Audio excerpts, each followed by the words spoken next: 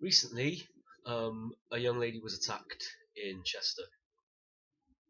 From the write-up I've read, it was 3 o'clock in the morning, and she said she was walking home on a part of a street that wasn't on camera. She said a guy, about 5'9", dark hair, European, attacked her, grabbed her by the throat, started yelling obscenities at her. She said in her write-up that luckily she was sober and had her wits about her, so she was able to defend herself and get away. But in her post that's been shared, she then recommends people, don't walk home alone, use taxis, walking groups and stuff. What I would like to cover with this is where she says, luckily she had her wits about her. If she had her wits about her, the guy wouldn't have been able to get close enough to grab her by the throat to begin with.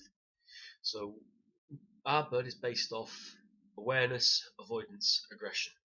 So, and this isn't victim blaming, this isn't putting anybody down. If you don't know, then you don't know. If you haven't had the training, then you won't know these things. But that's why we're here, that's what we offer. Again, I'll point out that to Chester University students, the Arbird sessions are free. If we'll arrange it on campus, it's free. You don't need to pay to show up. You're getting several decades worth of experience for free. All you've got to do is show up. So with the avoidance part and the awareness, it's just little things like don't have your headphones in, don't be playing on your phone, don't have your hood up, don't shuffle along looking at your feet, don't have your hands in your pockets.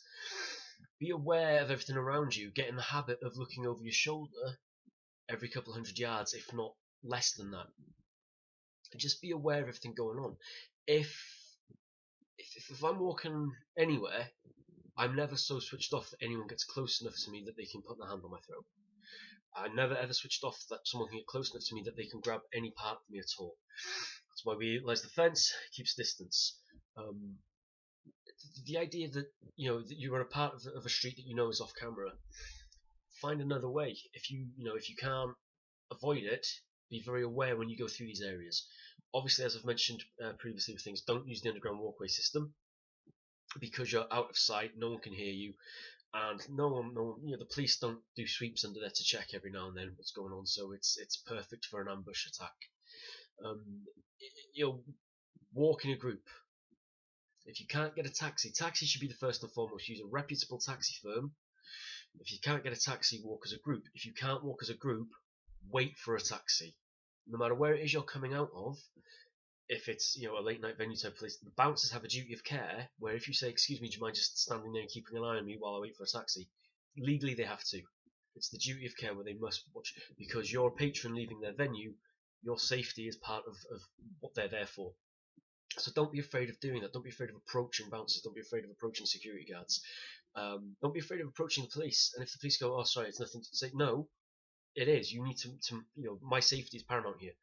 Don't be afraid of getting a bit snarky with people if they're trying to brush you off. Make sure they wait for you until a taxi shows up. If all this isn't doable for whatever reason, do phone somebody and keep on the phone with them while you're walking home.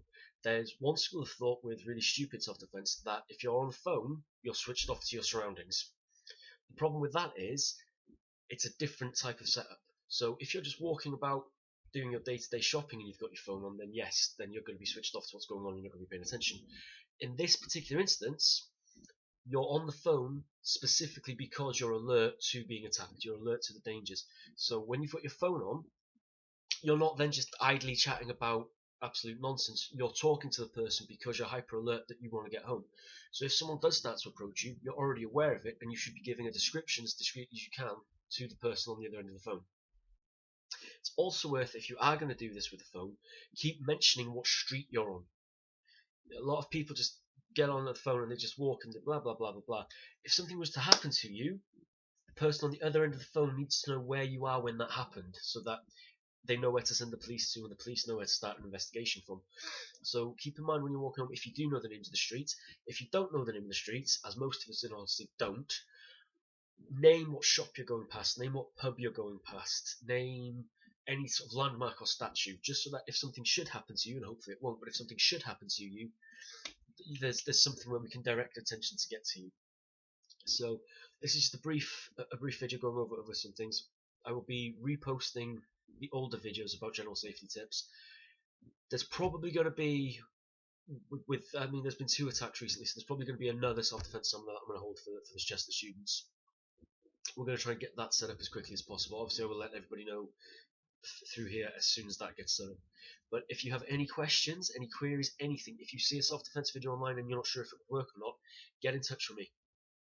Anything at all, any questions, let me know, because it is vitally important now that if there is somebody who is a 5'9", short dark hair European male going around specifically targeting people in those 2 areas and those 2 streets where these 2 attacks have supposedly happened, and I say supposedly because I don't know for definite, I haven't spoken to people who were involved with it, it's vitally important that we're switched on.